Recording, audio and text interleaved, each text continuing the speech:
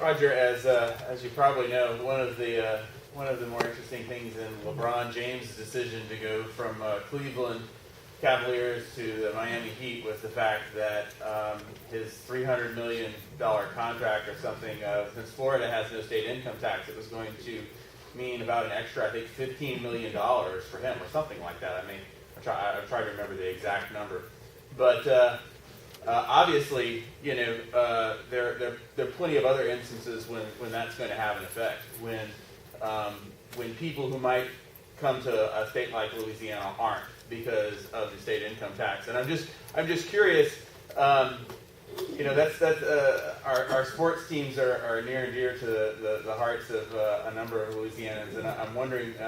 You know, there's talk of the Hornets trying to get somebody like Carmelo Anthony or whatever, and I'm wondering if you thought about pitching this to Saints and Hornets fans, because a lot of people who may not be personally affected in their own pocketbook very much, because maybe they don't make a whole lot of money and maybe they don't pay a lot of income tax, but they like to see their sports teams succeed. And I'm just wondering if you, in your campaign, if you're planning to kind of, hey, you know, you want better sports teams in Louisiana, you want our teams to be able to attract quality free agents.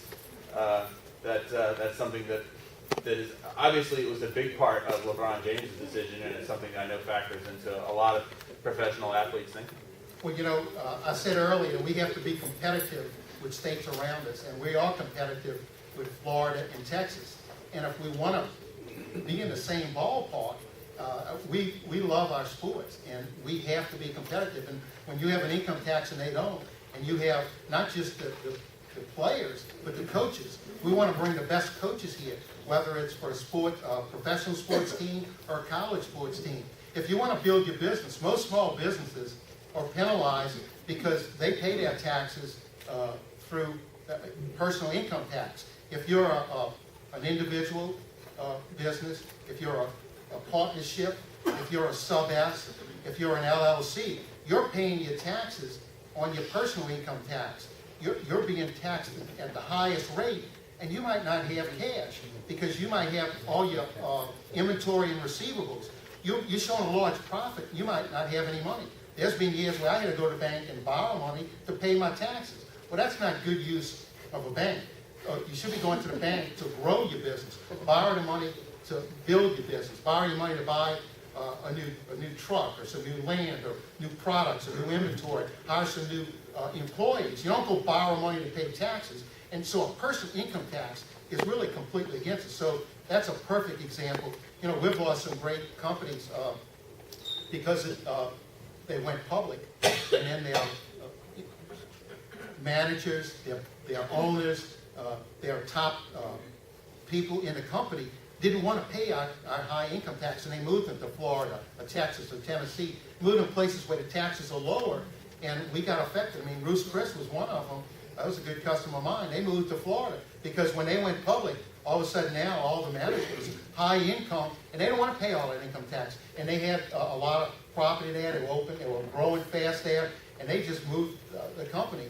And we lost a great company because they didn't want to pay that high. So they don't pay the high taxes. And I think we have to look at that, not just for sports, for individuals in sports, but in business. How many businesses haven't grown, haven't reinvested in Louisiana because they didn't want to pay that high income tax?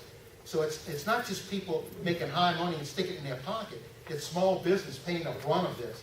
And it's not good for Louisiana for our future. So that's why I think it'll be good for us to get rid of it. I think the growth would help make up a lot of taxes. You'll see it. If we have a small business doing good here, you're going to be buying your vehicles here. You're going to be buying clothes here. You're going to be buying houses here. You're going to be taking vacations and using your local stores and groups to buy things here instead of going other places. So it's something we really need to look at. Hi, I'm Charles Healy. I've got a couple of questions for you. One of the questions is that I know we have a problem with the oil. I want to keep where the federal government stays out of it. If we want to drill in our own backyard, we should be able to drill in our own backyard.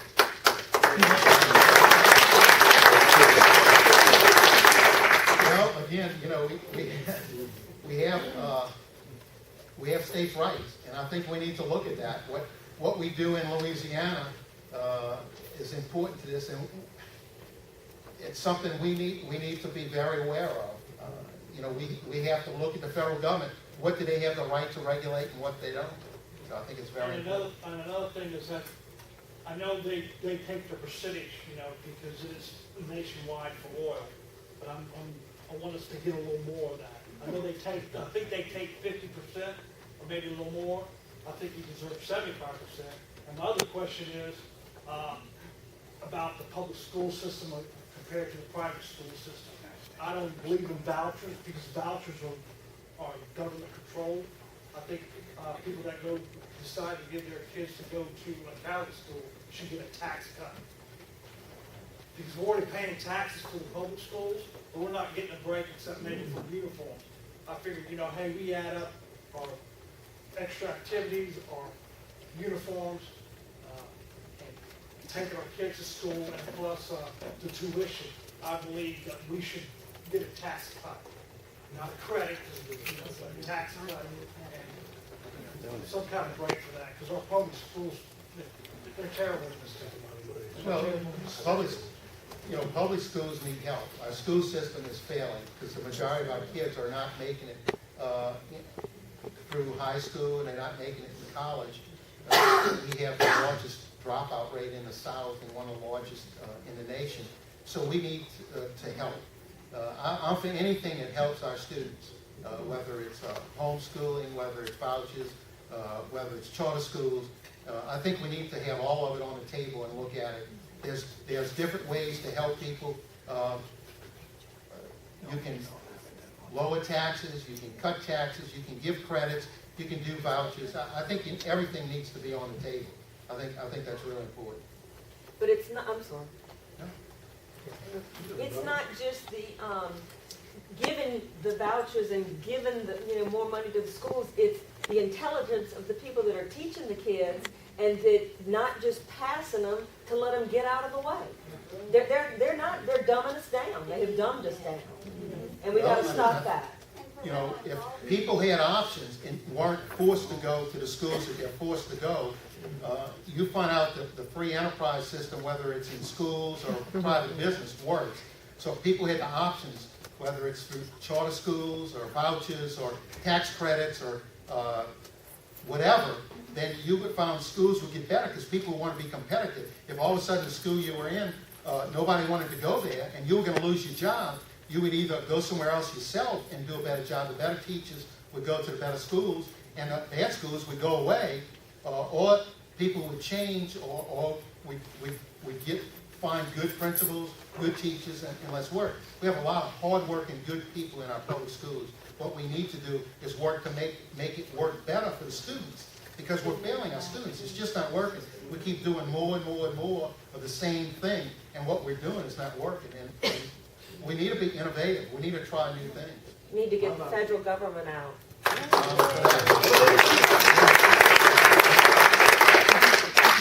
Repealing busing, that I have yet to understand. Why is it Louisiana we have to bus our kids all across town, to meet some bureaucrat opinion of what it should be?